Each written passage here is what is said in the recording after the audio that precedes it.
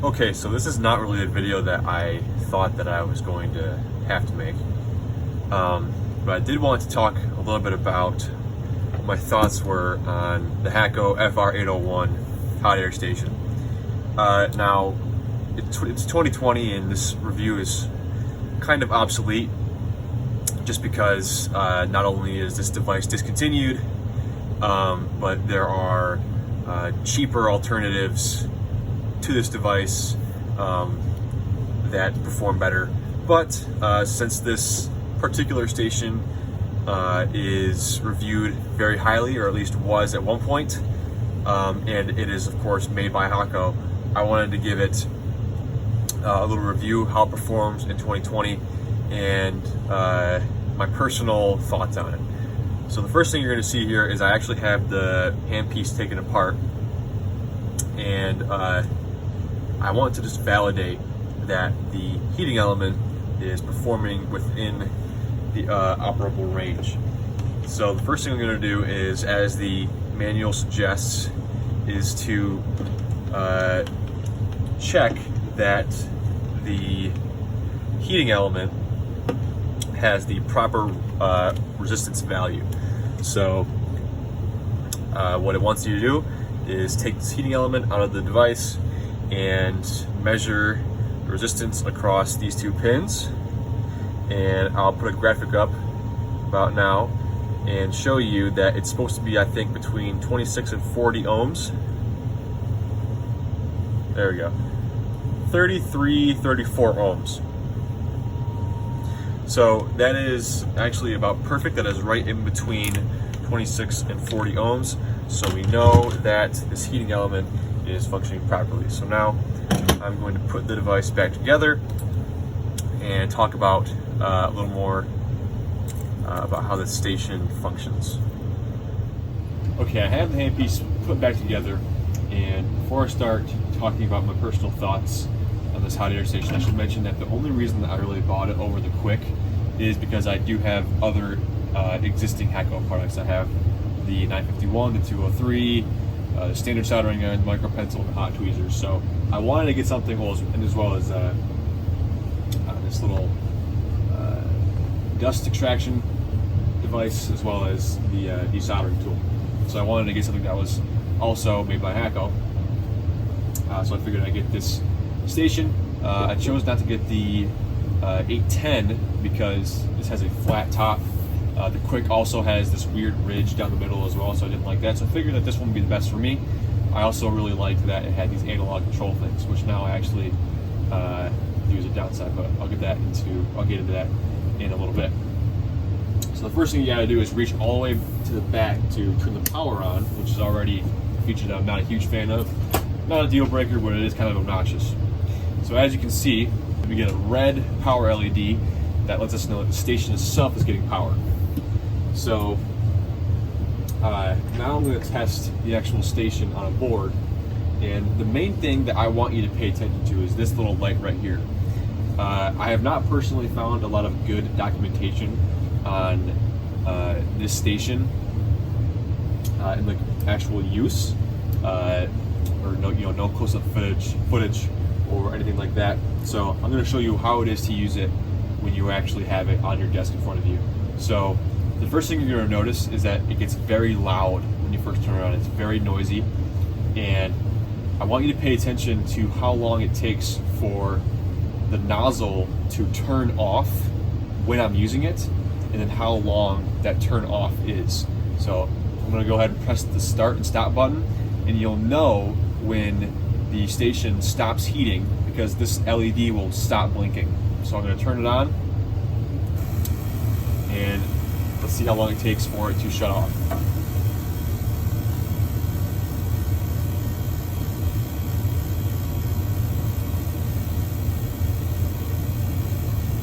It's not quite hot yet for it to heat up. I've got it set to about 6.5 right now. That is one of the disadvantages to this station, is that 6.5 is kind of an ambiguous amount of heat because it's not a digital display and it can't tell you the exact amount of temperature that's outputting. It's just 6.5, which is good or bad depending on how you look at it.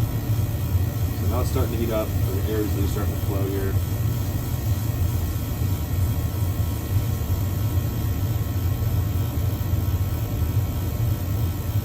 Still waiting on it.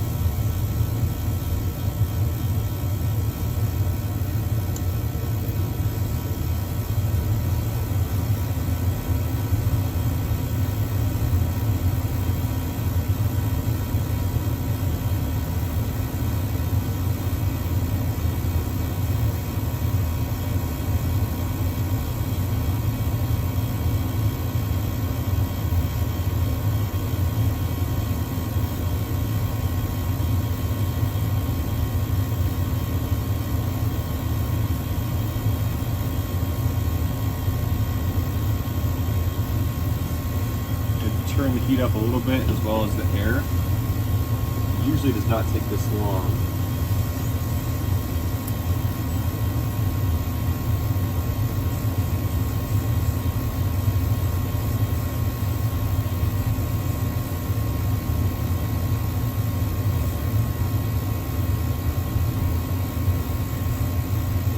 Okay, now I'm finally able to take the components off. So let's see how long I can get this thing to run.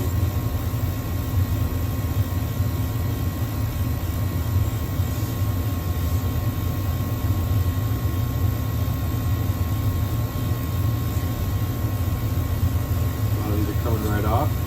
So when it actually works, it works pretty well. Never mind how long it takes to actually turn on. Another complaint that I have is that when you press this in here and to shut off, so you notice that right there, it is now shut off. And notice how long it takes for the station to turn back on. I'll even set the airflow to maximum as they recommend and the heat to minimum. And keep in mind that I did not turn this station off. It turned itself off because I think it's to prevent the heating element from being damaged. So now I'm going to wait for this hot air station to turn back on in the middle of my work.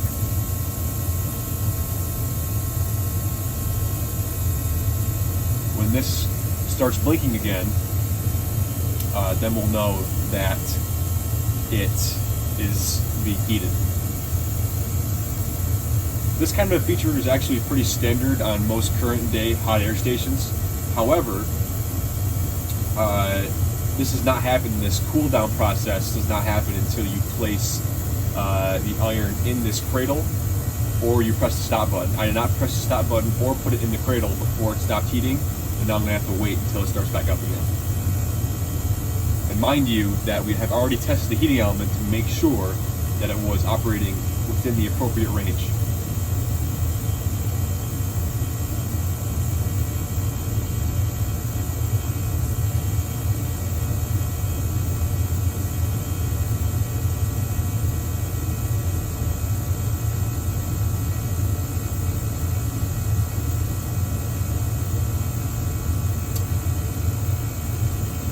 One other thing that I would like to mention is that this hot air station does not have an auto turn off feature, so you have to manually press this start stop button every time you want to use or not use it or turn it off, and that can be frustrating. Okay, and now we are heating again. So I'll take the iron out of the cradle.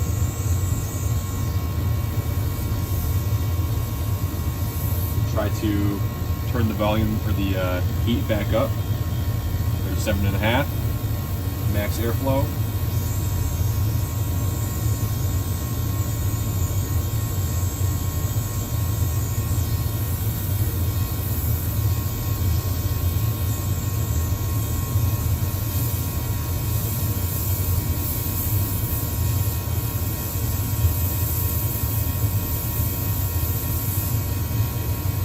And it heats well for the time being.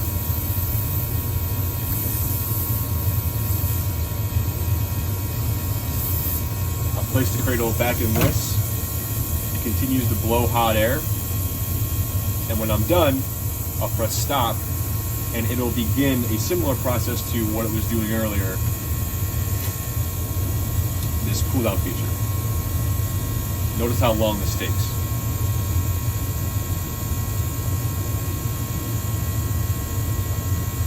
note that you are not supposed to turn the station off while it is in this process, otherwise you risk damaging the heating element.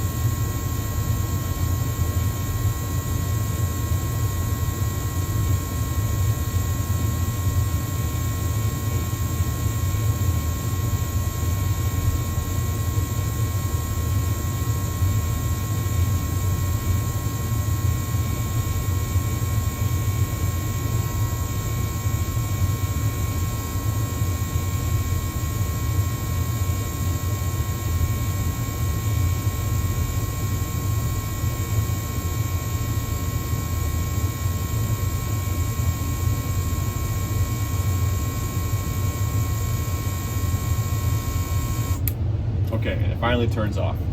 So I'll reach behind the station to power it off, and that is kind of what I wanted to talk about in this review. Is there's very strange behavior out of this particular hot air station.